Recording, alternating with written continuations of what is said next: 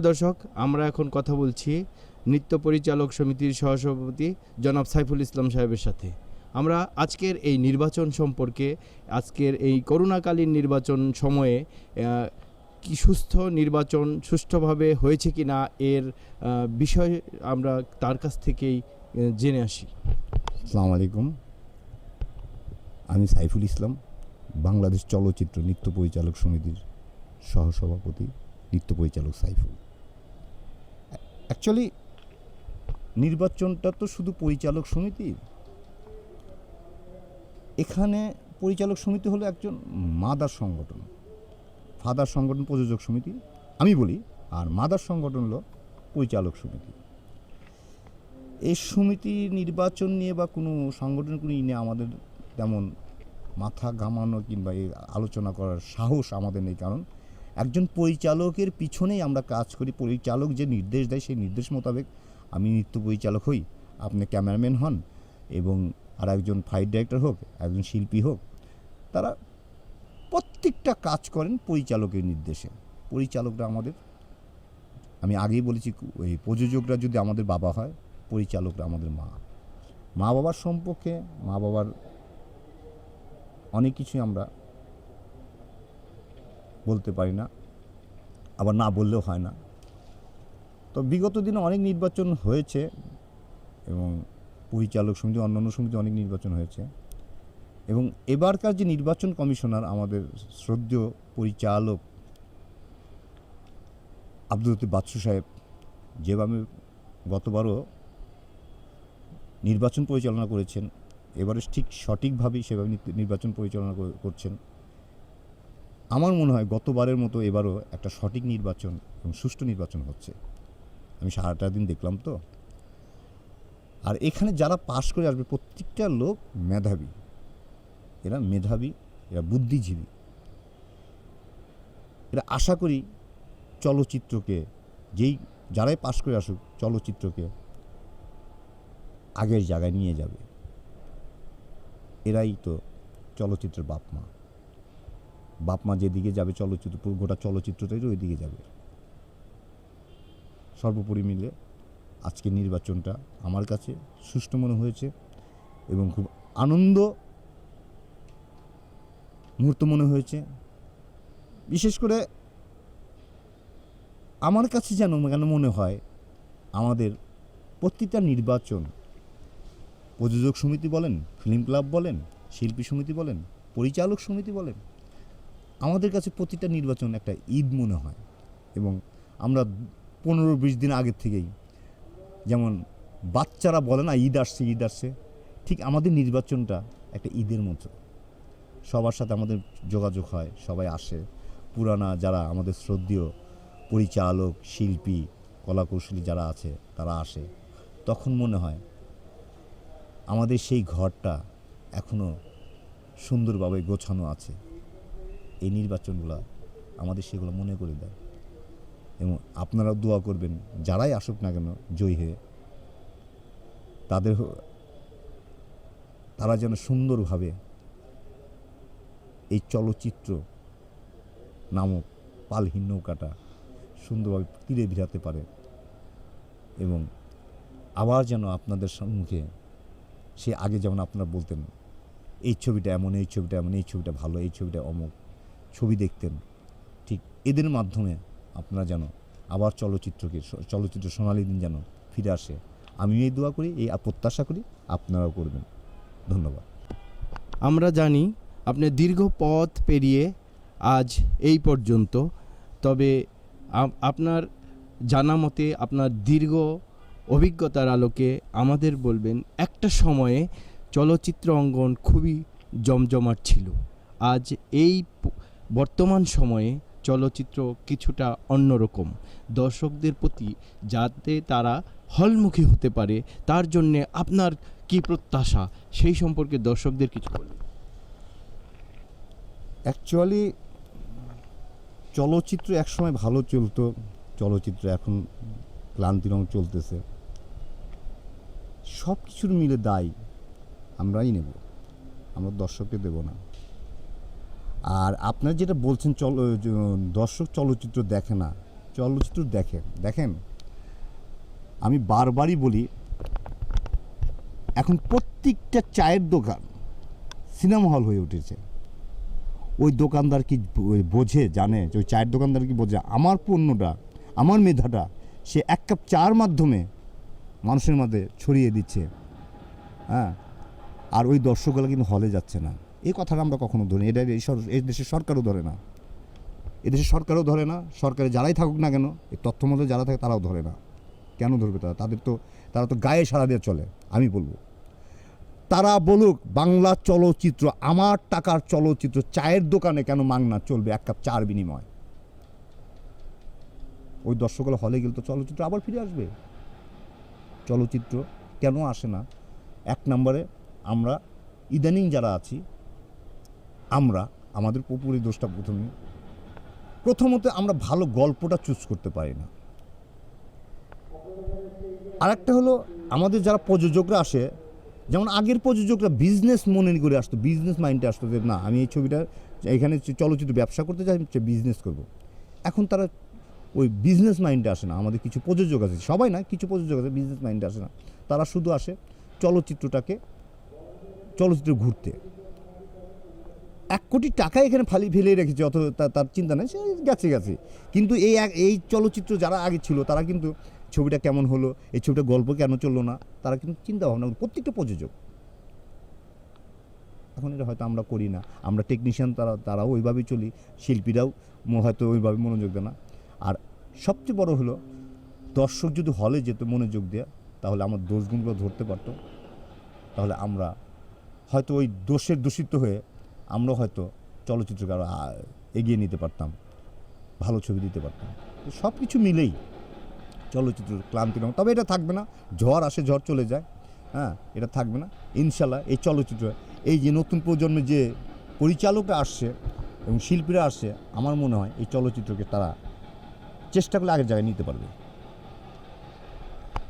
শিক্ষাক্ষেত্রের ব্যাপারে কোনো প্রভাব পড়েছে কিনা, কিংবা অভিজ্ঞ কোনো পরিচালকের প্রয়োজন আছে কিনা চলচ্চিত্র অঙ্গনে, এই ব্যাপারে আপনার প্রবীণ একজন মানুষ হিসেবে দর্শকদের বলুন। আর হলমুখী হওয়ার জন্য কি করণীয়, সেটা সরকারের হোক বা অন্য কারো হোক, বা কিভাবে এই প্রক্রিয়াকে আরও চলচ্চিত্র অঙ্গনকে উজ্জ্বল করা যায়, সে ব্যাপারে দর্শকদের বলুন।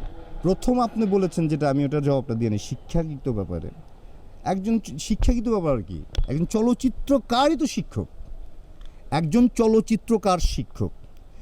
এই চলচ্চিত্র নিয়ে আমাদের ঢাকা ভার্সিটিতে একটা ক্লাস হয়, বাংলাদেশে বিশ্ববিদ্যালয়ে ক্লাস হয়, যে ক্লাসের ওই চলচ্চিত্র পরিচালক, যেমন আগে মহিউদ্দিন আহমেদ ছিলেন, এরপরে আরও কিছু মতিন রহমান আছেন, আরও কয়েকজন আছেন, এরা কিন্তু চলচ্চিত্রের উপরে একটা ক্লাস নেয়। একজন চলচ্চিত্র কিন্তু শিক্ষক, চলচ্চিত্রের শিক্ষা আবার নতুন করে কী আসবে? যারা এই কথা বলে না যে চলচ্চিত্রের শিক্ষা নেই, তোমরা এসেছো তো এই চলচ্চিত্রের শিক্ষা দেখে। চলচ্চিত্র অশিক্ষিত লোক কেমন করে আসে? এই চলচ্চিত্র দেখেই তো আপনার সবাই তো শিক্ষা নেয়। এখন যার যেভাবে চলার দরকার সেভাবে চলে। যদি আমি ওই 3 টাকার বাদাম খেয়ে আর ওই কাপড়ের ব্যাগ একটা কাঁদিনে পাঞ্জাবি পরে বলি যে চলচ্চিত্র হলো অশিক্ষিত, এটা ভুল, বোকার স্বর্গে বাস করেন। একটি চলচ্চিত্রে 16টা চরিত্র থাকে, সেই 16টা চরিত্র ফুটাতে হয়। চলচ্চিত্রে যারা পরিচালক তারা অশিক্ষিত হতে পারে না। তবে আপনারা যারা কাপড়ের ব্যাগ এবং পাঞ্জাবি পরে যখন চলচ্চিত্র অশিক্ষিত বলেন, তখন আমার খুব কষ্ট লাগে যে এতিম আর এক এতিমকে এতিম বলছে। আপনারা যে অশিক্ষিত এটা সমান প্রমাণ পাওয়া যায়। আমি আঙুল দিয়ে বলছি যে ওই পাঞ্জাবি পরে কাপড়ের ব্যাগ নিয়ে চলচ্চিত্রের লোককে অশিক্ষিত বলবেন না। চলচ্চিত্রের লোক মেধাবী, চলচ্চিত্রের লোক মেধাবী, এদেরকে অশিক্ষিত বলবেন না। কারণ আপনি ওই টিএসসির বারিন্দায় বসে ওই ইয়েতে বসে 3 টাকার বাদাম খেয়ে চলচ্চিত্র নিয়ে কথা বলবেন আমরা সহ্য করবো, এটা আমরা করবো না। আপনারটা নিয়ে আপনি চলেন। চলচ্চিত্র কখনো অশিক্ষিত না, চলচ্চিত্র লোক অশিক্ষিত না। আর যেটা বলেছিলেন যে ভালো ছবি কিভাবে হবে, ভালো ছবি তো হচ্ছে, আমরা ভালোভাবে গ্রহণ করছি না। কিছু দর্শক আছে, আতিল দর্শক সাহেব, তারা ভালোভাবে গ্রহণ করছে না। ভালো ছবি অবশ্যই হচ্ছে, ভালো ছবি না হলে আমাদের আজকে ইন্ডাস্ট্রিতে 100টা ছবি হচ্ছে, আরও অনেক ছবি হচ্ছে, একসাথে হচ্ছে 100টা ছবি। ভালো ছবি না হলে ভালো বিজনেস চলচ্চিত্রে এত ছবি হয় কেন? মজাদার টেলিভিশনের পক্ষ থেকে আপনাকে আমাদের এই সময় দেওয়ার জন্য অনেক অনেক ধন্যবাদ। আপনাকেও ধন্যবাদ, মজাদার টেলিভিশনকে ধন্যবাদ, এবং ধন্যবাদ আমার দর্শক যারা আমাদেরকে দেখে কখনো কাঁদে কখনো হাসে, বাকিটা নাইবা বললাম। তারপরে তারা আমার দর্শক, তারা আমার লক্ষ্মী, তাদেরকে আমার প্রাণডালা সালাম এবং শুভেচ্ছা, ধন্যবাদ। আমরা জানি কলকাতাতে আপনি বাংলা চলচ্চিত্রে বিভিন্ন ছবি নির্মাণ করতে গিয়েছেন, সেই অভিজ্ঞতা আমাদেরকে আপনার থেকে কিছু যদি শেয়ার করেন। অ্যাকচুয়ালি আমি তো ছবি নির্মাণ করতে যাইনি, আমার একটা পার্ট থাকে, আমি ডান্স কোরিওগ্রাফার, নৃত্য পরিচালক। কলকাতাতে আমি অনেক ছবি করেছি, প্রায় 72টা ছবি করেছি, এবং বড় বড় প্রোডাকশনের ছবি করেছি, বড় বড় পরিচালকের ছবি করেছি। তো ওখানে যেমন সুজন সখী থেকে স্টার্ট করে ভাই আমার ভাই, কনক চাপা, তারপরে আপনার এই বিদ্রোহী বধূ, রাখাল রাজা, সিঁদুর অধিকার, এরকম অসংখ্য ছবি করেছি। ওখানকার প্রতিটা টেকনিশিয়ান, প্রতিটা মানুষ, প্রতিটা শিল্পী আমাকে কখনো বুঝতে দেয়নি যে আমি বিদেশে এসেছি। ওরা আমাকে সবসময় মনে করতো যে ও আমাদেরই সাইফুল, যেমন বাংলাদেশের সাইফুল শুধু বাংলাদেশেরই নয়, আমাদেরও সাইফুল। তবে আজকে দুঃখ কি জানেন, ওই জায়গায় আবার আসতে হয় যে আমাদের দেশের কিছু নায়ক নায়িকা তাদের মন মতো কিছু নৃত্য পরিচালক থাকে, যে নৃত্য পরিচালকগুলা ছবি গল্পের ভিতরে মেধা দেয় না, নিজের মাথাটা দেয় না, নিজের মনটা ওইরকমভাবে দেয় না। শুধু ওই নায়িকার সাথে যদি একটু আমি বলবো ওই নায়িকাকে একটু তোষামোদি করতে, ওই নায়ককে একটু তোষামোদি করতে পারে, তখন ওই নায়িকা বলে দেয় আমার গানটা অমুকে করবে তমুকে করবে। কিন্তু আমাদের বেলায় আমরা যখন নৃত্য পরিচালক ছিলাম, তখন একজন সাবানা এই কথা বলে নাই, একজন ববিতা ম্যাডাম এই কথা বলে নাই, একজন সাবানা আপু এই কথা বলে নাই, একজন সুচিতা আপু এই কথা বলে নাই, রোজিনা আপা এই কথা বলে নাই, তারপরে আরও নায়ক নায়িকা ছিল, কবরী আপা টবরী আপা, অনেকেই ছিল, এরা এই কথা বলে নাই। একজন রাজ্জাক ভাই, একজন আলমগীর ভাই, ফারুক ভাই, এরা কখনো বলে নাই অমুক নৃত্য পরিচালকরে নেন, তাছাড়া আমি গান করব না। একমাত্র ইদানিং কিছু ছেলে মেয়ে এসছে যারা তাদের ইচ্ছা মতো নৃত্য পরিচালকের নাম বলে, যে কারণ তারা গল্পের ভিতরে, ওই নৃত্য পরিচালকগুলো গল্পের ভিতরে ঢোকে না, পরিচালককে বোঝে না, ওই নায়িকা যা বলে দেয় ওইভাবে, নায়ক যা বলে দেয় ওইভাবে গান করে, যে কারণে গানগুলা এখন দর্শক নন্দিত হয় না। আমাদের বেলায় এটা ছিল না। আমাদের বেলায় ছিল আমরা একমাত্র পরিচালককে বলতাম ভাই আপনার এই গল্পটা কি, এই গল্পটা শোনার পরে আমরা তখন বলতাম যে এই গানটা এইভাবে হবে। পরিচালক তার গল্পের সাথে মিলিয়ে দেখছে না, দেখেছে এইটাই সঠিক, এই জন্য তখন প্রতিটা গান চলতো। সঙ্গীত পরিচালকের কাছে যেত, সঙ্গীত পরিচালকও ওইভাবেই সে বলতো যে আপনার গল্পটা বলে আমি ওইভাবে গানটা করি, যে কারণে প্রত্যেকটা গান আজও পর্যন্ত কালজয়ী গান, গীতিকার ওইভাবে গান লিখেছে, গীতিকারকে গল্প বুঝিয়ে দিয়েছে। তখনকার ছবি এই জন্য একটু চলতো। কিন্তু রিসেন্টলি হয়েছে কি, কিছু নায়ক নায়িকা আসছে, আমি তাদের নাম বলবো না, কিছু নতুন নায়ক নায়িকা আসছে, তাদের ইচ্ছা মতন ডান্স ডিরেক্টর নেয়, ওরা শুধু ওই নায়ক নায়িকাকে চেনে, ওই গল্পটাকে চেনে না, ওই প্রযোজককে চেনে, ওই পরিচালককে চেনে না। যে কারণে আর বাংলা ছবিতে আমার মনে হয় না ভালো কোনো কোরিওগ্রাফি, ভালো কোনো গান নির্মাণ হবে, ভালো কোনো নৃত্য পরিচালক আবার গান করতে পারে মনে হয় না। কারণ এখন তো যেমন আমাকে বলতে, আমাকে কোনো নায়িকা বলতে পারতো না, কোনো নায়ক বলতে পারতো না ভাই এই মুদ্রাটা চেঞ্জ করে দেন, আমাকে বলতে পারতো না। আমাকে না কেন, আমার শ্রদ্ধেয় ওস্তাদ, আমার ওস্তাদা ছিলেন ইলিয়াস জাভেদ, আমির হোসেন বাবু, তারপরে এস আলম সাহেব, আর এরপরে আমার বড় ভাই মাসুম বাবুল, এমদাল খোকন, আজিজ রেজা, এসে আমি, এবং আমার পরে যেমন আছে ইরান টিরান এরা ছিল, এদেরকে কখনো কোনো নায়িকা বলতে পারতো না ভাই এই মুদ্রাটা চেঞ্জ করে দেন, এইভাবেই করুন, আপনাকে কিন্তু আমি নিয়েছি, আপনি কিন্তু পরিচালক নেই, এই কথাটা আমাদের বলা সাহসই পাইতো না কোনো নায়িকা, কোনো শিল্পী সাহস পাইতো না। ইদানিং শুনি ওই নায়িকা বলে দেয় যে এই নৃত্য পরিচালক অমুককে নেবেন, তখন ওই ছেলেটা ওই ছেলেটারও দোষ নাই, ওই ছেলেটা তো জানে আমাকে নায়িকা নিয়েছে, আমাকে নায়ক নিয়েছে, পরিচালক তো আমাকে নেয়। তাই আমি নায়কের ইচ্ছা মতন গান করবো, পরিচালকের নায়িকের ইচ্ছা মতন গান করবো, আমি গল্পের ইচ্ছা মতন গান করবো কেন? এটা আগে ছিল, ডিরেক্টর বলতো আমি অমুক নৃত্য পরিচালককে নিয়েছি, তুমি এসে গানটা করে যাও। তখন ওই নায়ক নায়িকা ওই নৃত্য পরিচালক যেভাবে বলে দিত ওইভাবে বলতো, আর পরিচালক নৃত্য পরিচালক বলতো আমার গানটা আমি এইভাবে চাই। তখন গানগুলো ভালো হতো। তখন কিন্তু আমাদের এত অ্যারেঞ্জমেন্ট ছিল না, পিছনে 20টা মেয়ে 20টা ছেলে, এই লাইট টাইট এসব ছিল না, কিন্তু আমরা দেখতে পারতাম না অন্ধকারে, 35 ডেভেলপ না করার পর্যন্ত দেখতে পারতাম না। এরপরেও কিন্তু গানগুলো ভালো হয়েছে, এখনও কিন্তু মানুষ গায় আইলো দারুণ ফাগুন রে লাগলো মনে আগুন, এখনও কিন্তু পৃথিবীতে সুখ বলে যদি কিছু থেকে থাকে যার নাম ভালোবাসা তার নাম প্রেম, পুরাতন গানগুলোই অমর হয়ে আছে শুধু এইসব কারণ। কারণ আগে পরিচালকের মেধাতে গান হতো, পরিচালকের মেধাতে একজন নৃত্য পরিচালনা করতো, পরিচালকের মেধাতে একজন সঙ্গীত পরিচালক গান, একজন গীতিকার গান লিখতো, একজন সঙ্গীত পরিচালক সুর দিত, একজন ক্যামেরাম্যান পরিচালকের নির্দেশে ক্যামেরা চালাতো। এখন কালকে একটা শিল্পী এসে বলছে ক্যামেরাম্যান অমুককে নিতে হবে, তাহলে আমি ছবি করবো না, ওই ডান্স ডিরেক্টর অমুককে নিতে হবে, তারপরে মিউজিক ডাইরেক্টর অমুক নিতে হবে। এগুলো একটি লোক, ওরা যাদের নাম বলছে তারা তো এই গল্পের মধ্যে নাই, কারণ ওই পরিচালকের সাথে একদিন বসে নাই, ওই পরিচালকের সাথে একদিন সে ভাত খায় নাই, ওই পরিচালকের সাথে এক টেবিলে কখনো চা খায় নাই, এই গল্প সম্বন্ধে বোঝে নাই। ওই ছেলেটা ধাম করে দেয় আমার এই গানটা অমুকে না করলে, আমার এই ক্যামেরা যদি অমুকে না চলে আমি ছবি করবো না। তাহলে আমাদের তো এই দেশই হবে, আমরা তো গল্পের ভিতরে ঢুকতে পারি না। তখন আমাকে যদি আমি যদি বুঝতে পারি যে আমাকে অমুক এক নায়িকা অমুক এক নায়ক আমাকে টানে, আমি তো ওর ছবির দিকে তাকাবো না, আমি ওই গল্পের দিকে তাকাবো না, আমি তো তাকাবো হইলো ওই নায়িকার দিকে, ওই নায়কের দিকে, যে না ওনারা যা বলে ওনারা বাপ ওনারা মা, পরিচালক তখন কিছু না আমার কাছে, প্রযোজক তখন আমার কিছু না। এই কারণে অনেক কিছু আমাদের এখানে ভালো মতন আমরা পাই না, এই গ্যাপগুলোর কারণেই আমরা পিছিয়ে আছি, রাইট।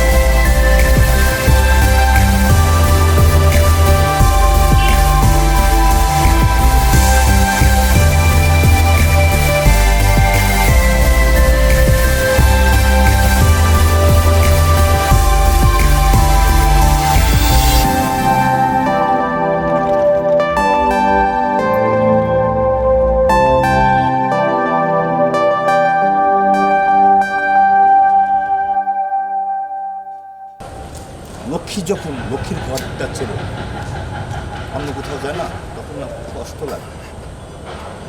আজকে অনেক দর্শক বলেন যে আমাদের বাংলাদেশ ছবি হয় না, ইন্ডিয়ান ছবিগুলো হলো। আপনারা ইন্ডিয়ান যে 5টা ভালো ছবি, এই ছবিগুলো আপনারা দেখেন, আমিও বলি ইন্ডিয়ান ছবিগুলো ভালো, বাকি 95টা ছবিটা কিন্তু আপনারা দেখেন না, নামও জানেন না। ঠিক আমার বাংলাদেশে এই বাংলা চলচ্চিত্রে 50টা ছবি বানালে 10টা ছবি কিন্তু ভালো হয়। এই ছবিগুলোর নামগুলো কিন্তু আপনার কষ্ট লাগে, কষ্ট পাই, কেউ কিছু না লাভ হয় না। কেন জানেন?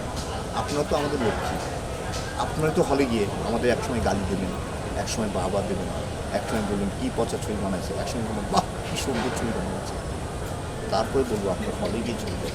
আমাদের বকা দেন, আমাদের ভুলভ্রান্ত হতে পারে, আমরা চলচ্চিত্রবাসী যারা আছে আমাদের খুব অন্যায় হতে পারে, আমরা কী শট নিলাম, কেমন করে গল্পটা লিখলাম, কেমন করে এই ছবিটা বানালাম, হয়তো আপনি তারপরেও কিন্তু চুপে চাপে ওই মোবাইল নামে সিনেমাটা নিয়ে, হ্যাঁ টাচ মোবাইল নামে সিনেমা হলটা নিয়ে আমি কিন্তু বড় পর্দা না ছোটো পর্দায় ওই ছবিটা দেখি, তার মানে ওটাও একটা সিনেমা হল। এরকম 5 কোটি সিনেমা হল বাংলাদেশে জন্ম হয়েছে।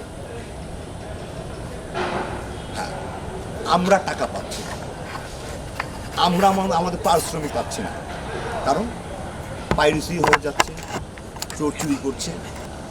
কিন্তু আমরা যে এই যে 1-1.5 বছর একটি ছবি দিয়ে পরিচালনা করি, আমরা টেকনিশিয়ান, আমরা আর্টিস্ট, আমরা যে ছবিটার ভিতরে শ্রম দেই সেই মোতাবেক আমরা টাকা পাই না প্রযোজক তার লগ্নিকৃত টাকা। শুধু একটি কারণে, যদি আপনারা কষ্ট করে হলে যেতেন, আমরা উৎসাহ পেতাম, আমরা ছবি বানাতে চিন্তা ভাবনা করতাম, না এই ছবিটা খারাপ বলেছে, এই ছবিটা ভালো বলেছে, আমরা এর চাইতে ভালো একটা ছবি বানাই, ওই খারাপ জায়গায় চলে যেতাম না। আজকে কিন্তু আপনারা বলে আমরা হল বুকিং হয়েছি, কিন্তু আমরা বলি আমরা কোথায় যাব? আমরা তো আপনাদের নিয়ে আছি, আমরা দর্শক আপনাদের নিয়ে আছি। আপনারা আমাদের বদনাম করেন, উৎসাহ দেন, আমাদের খারাপ হলে আমাদের গালি দেন, হলে গিয়ে চলবে। রঙিন রসের বাইদানি এবং আন্ডারওয়াল, এর আগে তো অনেক ছবি করেছি। আমরা রাষ্ট্র- রঙিন রসের বাইদানির একটু কাহিনী আপনার বলতে শুনতে হ্যাঁ? পিছনের গল্পটা একটু শুনতে। রঙিন রসের বাইদানি তো একসময় তো সুপার হিট ছবি একটা ছিল। এই ছবিটা তো তখন ছিল আমাদের শ্রদ্ধেয় সুপারস্টার, উনিও সুপারস্টার ছিলেন, অসীম ভাই, আর শ্রদ্ধেয় রোজিনা আপা ছিলেন। ছবিটার পরিচালক ছিলেন সরফুদ্দিন জিয়া। ওই ছবিটা সুপার হিট ছিল। এরপরেরটাও ভালো গেছে, সুন্দর ভালো গেছে, তবে ওরকমভাবে বিজনেস করে নাই। এটার পরিচালক ছিল আজাদ হাসান, ফিরোজ, শাবনূর, শাকিব। আমি গান করেছি, আমি বেশ কয়েকটা গান করেছি, বেশ কয়েকটি গান, সব গানই আমি করেছি, সব গানে করে ব্যাপার ছিল। রসের বাইদানি সম্বন্ধে তো আর কিছু বলা না। রসের বাইদানি আমার দাদা, আমার মা বাবা, আমার ছোট ভাই বোন, আমার ইমিডিয়েট বড় ভাই বোন, এরা রসের বাইদানি গল্পটা জানে। রসের বাইদানি একটা গ্রাম বাংলা মাটির গল্প। এই গল্পের অধিকার কখনো বহিরাগত বিদেশের কেউ নিতে পারবে না। এটা আমার বাংলার গল্প, আমার মাটির গল্প। আর বাংলার গল্প দিয়ে, মাটির গল্প দিয়ে, বাংলা মায়ের গল্প দিয়ে, গ্রাম বাংলার গল্প দিয়ে যেই ছবিটাই করবে, আজ পর্যন্ত কোনো ছবি ফলক যায়নি, খারাপ যায়নি। রসের বাইদানি সেই ছবিগুলোর মধ্যে একটাই ভালো ছবি। এই ছবি নিয়ে আমাদের এই ছবির হিস্ট্রির দর্শকরাও জানেন, এবং তৎকালীন দর্শক যে কীরকম হিন্দি খেয়ে এই রসের বাইদানি দেখেছিল, সেটা আমাদের আগের যে প্রজন্ম তারা তো ভালো বলতে পারে। আমারও সৌভাগ্য হয়েছিল, তখন আমি অনেক ছোট, তখন এই এফডিসিতে কোন জায়গায় জানি গান হচ্ছিল, বাবুর ভাই আর রোজিনা আপার রসের বাইদানি ছবি, তখন আমি ছোট। তখনও দেখেছি ওই গানগুলো শুনে, শুটিং দেখার টাইম ওই ক্যামেরার পিছনে যে দর্শকগুলো দাঁড়িয়ে শুটিং দেখতো, তারা গানগুলো শুনে আর যেতে চেত না। তখন আমরা কনফার্ম এই ছবিটা ভালো যাবে। তখন আমি ছোটো, আমার অতটুকু বুঝ ছিল না, মাত্র 11-12 বছরে কিংবা 13 বছরের একটি ছেলে, ফিল্মে মাত্র হাতে পাপা পেরা এসছে। তারপরে রসের বাইদানি অনেক ভালো চলেছে, এবং শাকিব খান শাবনূর যে অভিনয় করেছে ওটাও খুব ভালো বিজনেস করেছে, ওটাও ভালো করেছে। শাকিব সুপারস্টার, এটা তো আপনারা নিজেই তো ওকে, দর্শকই তো ওকে সুপারস্টার বানিয়েছে। ওকে সুপারস্টার বানিয়েছে এই চলচ্চিত্র মেধাবী টেকনিশিয়ানগুলো, মেধাবী ডিরেক্টরগুলো, বড় বড় প্রযোজকগুলো সুপারস্টার। শাকিব একটা জিনিস যেটা আমি শুনেছি, আমার মাঝে মধ্যে মনে হয় যে ও যদি এই চলচ্চিত্র মানুষের প্রতি না আমি তো কইছি যে সম্মানের লোক আগে যে ভালোবাসাটা ছিল সেই ভালোবাসাটা দিত। না না একজন শাকিব কিন্তু আবার এই চলচ্চিত্র মুখটা ঘুরে আমার বিশ্বাস, শাকিব যদি এখনো মনে করে যে আমি সবাইকে নিয়ে, বাংলা চলচ্চিত্র সবাইকে নিয়ে এই চলচ্চিত্র মোড়টা আমি আবার আগের জায়গায় পৌঁছাবো, সোনালী দিন ফিরে নিয়ে আসবো। শাকিব শুধু বলবে আমি আছি, এই চলচ্চিত্রের মানুষের জন্য আমি আছি, আর চলচ্চিত্রের প্রত্যেকটা মানুষ তার পিছনে ঝাঁপিয়ে পড়বে। কারণ শাকিবকে সবাই ভালোবাসে, শুধু দর্শক নয়, চলচ্চিত্রের প্রত্যেকটা লোক শাকিবকে ভালোবাসে, প্রতিটা মানুষ। বিশেষ করে আমি বলবো আমার কথা, যে আমি শাকিবকে অনেক ভালোবাসি। ছোটো ভাই, ও যদিও সুপারস্টার, আমার চেয়ে তো সিনিয়র না, আমার আগে ফিল্মে আসেন, সেই হিসেবে ছোটো ভাই। সুপারস্টার শাকিব অনেক কিছু, কিন্তু আমাদের তো আদরের একটা ছোটো ভাই। চলচ্চিত্র কারোর সন্তান, কারোর ছোটো ভাই, অনেকে একটু সিনিয়র, অনেকে বন্ধু। এই এতগুলো ভালোবাসার মাঝে যদি আবার সাকিব এই চলচ্চিত্র যদি বাইরের কাউকে চিন্তা ভাবনা না করে এই চলচ্চিত্র মানুষদের নিয়ে চিন্তা করে না তোমরা এটা ভুল করতেছো, এটা এইভাবে জান। যদিও আমি ছোট, কিন্তু আমি বুঝি এই ডিজিটাল যুগে এসে আমি অনেক কিছু বুঝি। আসেন আমরা এইভাবে আবার পথ চলি। আমার মনে হয় সাকিবের পিছনে সবাই থাকবে। আমরা চলচ্চিত্রের জন্য ওকে খুবই দরকার। সাকিবেরই তো বদনাম হবে, কারণ ও অনেক সুনাম কামিয়েছে। তো মাঝে মধ্যে বদনাম হবে না। এই যে আপনি বসে আমার সাকিবের কথা বলছি, কই আমার কথা তো আপনাকে বলতেছেন, আপনার কথা থেকে বলতেছেন। যার নাম আছে তার বদনাম আছে। নাম বদনাম মিলেই তো একটা সুপারস্টার। আমাদের মাননীয় প্রধানমন্ত্রী সবাইকে আমরা ভালো বলি, সবাইকে তাকে সবার কাছে সে ভালো। উনি তো এ দেশে তো আমি যতটুকু জানি এ দেশে অনেক উন্নতি করেছে, অনেকেই করেছে। হ্যাঁ, সবাই তো আমরা তাকে ভালো বলি। যার নাম আছে, যে ভালো করতে পারে তার খারাপ থাকতে পারে তো। আমরা তো কেউ ফেরেশতা না, আমরা কেউই ফেরেশতা না। আমরা মানুষ, আমাদের ভুল বানতে আমাদের সাকিব মাঝে মধ্যে ভুল করে ফেলে, হয়তো আবার ওখান থেকে চলে আসে। কিন্তু আমরা যারা নিন্দু, আমরা সাকিবের বদনাম করে হয়তো সাকিবকে দূরে সরে দিতে পারবো। আমরা কি সবাই মিলে আর একটা সাকিব আনতে পেরেছি? পারিনি। এখনো কিন্তু একটা সাকিব আমরা আনতে পারি, হয়তো চেষ্টা করছি, আনতে পারি। যেহেতু সাকিব আনতে পারি না, সেহেতু সাকিবের জায়গায় সাকিব, সবার জায়গায় সবাই, নিন্দার জায়গায় নিন্দা, সুনামের জায়গায় সুনাম, সব কিছু মিলে সাকিব খান। আপনি সুপারস্টার না, সাকিব খান সুপারস্টার। ওই ছবিতে আরও শিল্পী ছিলেন। ওই ছবিতে ছিলেন অমিত হাসান, ঋতুপর্ণা। ওই ছবিতে ছিলেন শাহিন আলম। ওই ছবিতে ছিলেন মুনমুন তখন একটা সুপারস্টার। অমিত হাসান তখন স্টার। ঋতুপর্ণা তো জানেনি যে এপার বাংলা ওপার বাংলা মিলে স্টার, কারণ ওপার বাংলাতেও ঋতুকে নিয়ে আমি কাজ করেছি। ঋতু আমার সাথে অনেক ছবি কাজ করেছে, এপার বাংলাতে করেছে। তখন আমার মনে হতো ওকে, যখন আমি ডান্সগুলা দেখাতাম, মুদ্রাগুলো দেখাতাম, স্টেপিংগুলো দেখাতাম, ওর স্টেপিংয়ে এবং অ্যাক্টিংয়ে মনে হতো এই ছেলেটাকে কেউ দাবা রাখতে পারবে, এই ছেলেটা বাংলা ইন্ডাস্ট্রি মাথা উঁচু করে সুপারস্টার। যাই হোক, আমি তো জ্যোতিষ নয়, আমি কোনো মানে পীর দরবেশ আউলিয়াও না।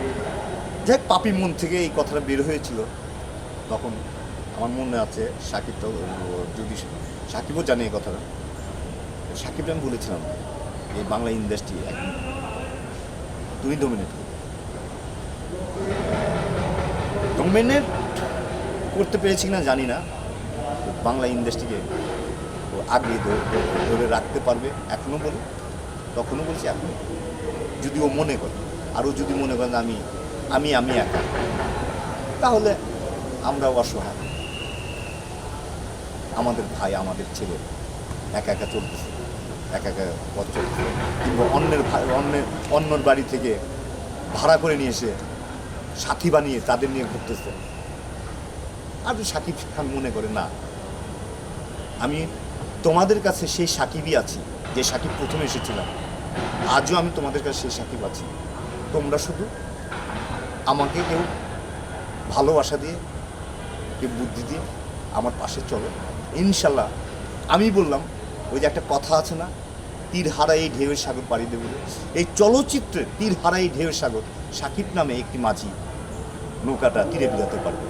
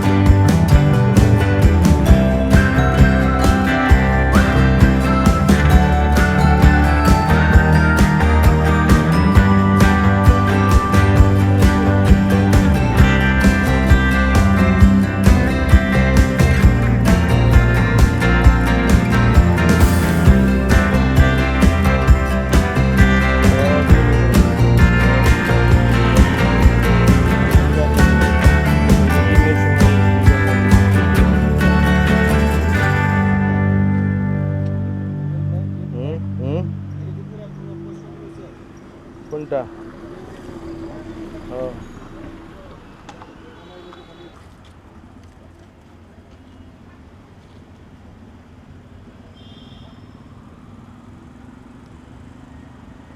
বুঝছেন? না না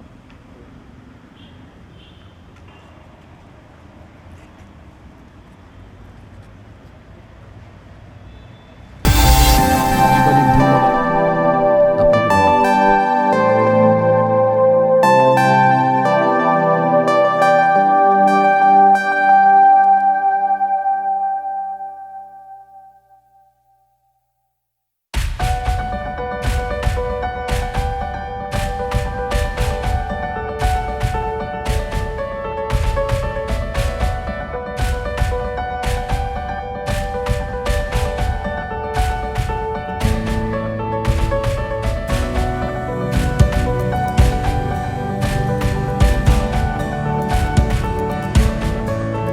আসসালামু আলাইকুম। আমি পল্লী মালিক, চলচ্চিত্র পরিচালক সমিতি 2021-এর নির্বাচনে আমি সর্বোচ্চ ভোট পেয়ে ইসিতে পাস করছি।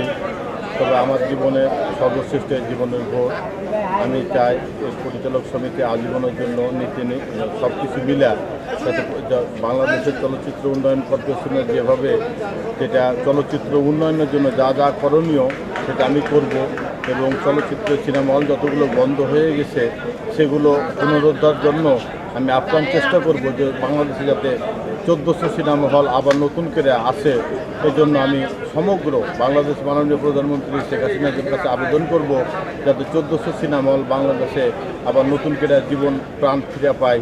এই জন্য চলচ্চিত্রের জন্য যা যা করার জন্য আমি এটা প্রধানমন্ত্রীর কাছে আবেদন করব। যদিও প্রধানমন্ত্রীর কাছে সরাসরি আমি সাক্ষাৎ করতে পারবো না, তারপরে বিভিন্ন পত্র পত্রিকার মাধ্যমে আমি প্রধানমন্ত্রীর কাছে আবেদন করব যাতে 1400 সিনেমা হল বাংলাদেশে আবার নতুন করে প্রধানমন্ত্রী মাননীয় প্রধানমন্ত্রী আবার যেন দেয়। এই জন্য প্রধানমন্ত্রীর কাছে ধন্যবাদ। তবে আমি পল্লী মালিক আপনার চেষ্টা করব, আমি সর্বোচ্চ ভোট পাইছি পরিচালক সমিতির, মানে যে আমরা 3টা প্যানেল, এই 3টা প্যানেলের সর্বোচ্চ ভোটের অধিকারে আমাকে জনগণ দিছে, আমার পরিচালক ভাইরা দিছে।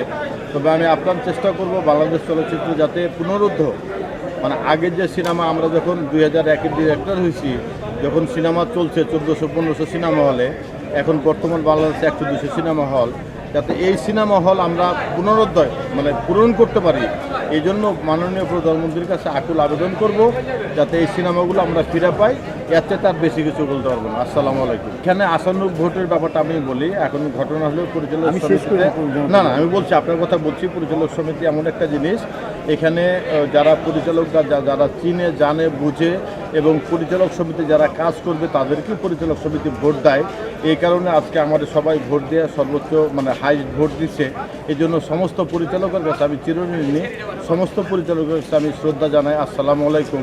কিন্তু আমার এখানে একটা কথা আছে যে বাংলাদেশে যাতে চলচ্চিত্র উন্নয়নে যে কাজ করার দরকার সমস্ত পরিচালক নিয়ে যা যা করণীয় আমি তা করব, এবং মাননীয় প্রধানমন্ত্রীর কাছে আমরা আবেদন করব। এটা আমার শেষ নিবেদন। জনাব পল্লী সাহেব, আমি আপনাকে এর আগেও কয়েকবার নির্বাচিত হতে দেখেছি।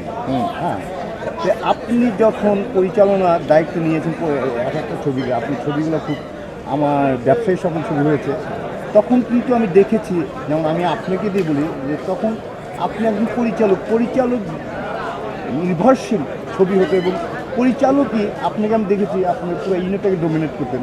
এখন কিন্তু আমরা এই বাজারে মনে হয় যে আমরা শিল্পী ডোমিনেটে আছি। ধন্যবাদ। পুনরায় কি আবার কি আপনার সেই দিনটা আসবে?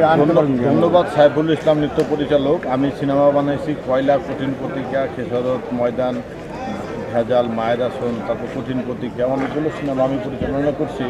সাইফুল ইসলাম যেটা বলছে এটা সত্য কথা। ওই সময় যখন আমরা সিনেমা বানাই তখন যে সিনেমা বানাই ওই সিনেমায় 1 কোটির উপরে মানে আমরা ব্যবসা করছি। কিন্তু পরবর্তী 8, 9, 10, 11, 12 দিকে আমরা যখন সিনেমা বানাই তখন একটা সিনেমা লাভ হয় নাই। এর আগে যে সিনেমাগুলো আমি বানাইছি 1 কোটি 1.5 কোটি টাকা আমরা সিনেমাতে ব্যবসা করছি। কিন্তু সাইফুল ইসলাম যে কথাগুলো বললো আপনার কথা সত্য, কিন্তু ওই সিনেমা আর বর্তমান প্রেক্ষাপট কিন্তু এক না। সাইফুল ইসলাম, ধন্যবাদ জনাব পল্লী মালিক। আমরা এখন কথা বলছিলাম এতক্ষণ সর্বোচ্চ ভোট পেয়ে বাংলাদেশ চলচ্চিত্র পরিচালক সমিতির যে কার্যকরী সদস্যরা পাস করেছেন, সেই সুনামধন্য পরিচালক জনাব পল্লী মালিক, যার 5টি ছবি ব্যবসায়ী সকল ছবি এবং 8টি ছবি ব্যবসায়ী সকল ছবি, এবং প্রত্যেকটা ছবি মনে হয়েছে একটি সিনেমা মনে হয়েছে, একটি চলচ্চিত্র মনে হয়েছে। সেই পল্লী মালিককে আমার এই মজাদার চ্যানেলের শুভেচ্ছা দিয়ে তার বক্তব্য পেলাম এবং তাকে আমার অনেক ধন্যবাদ। ওকে, আসসালামু আলাইকুম। আপনাকেও ধন্যবাদ, মজাদার মানে টেলিভিশনকে ধন্যবাদ। আসসালামু আলাইকুম।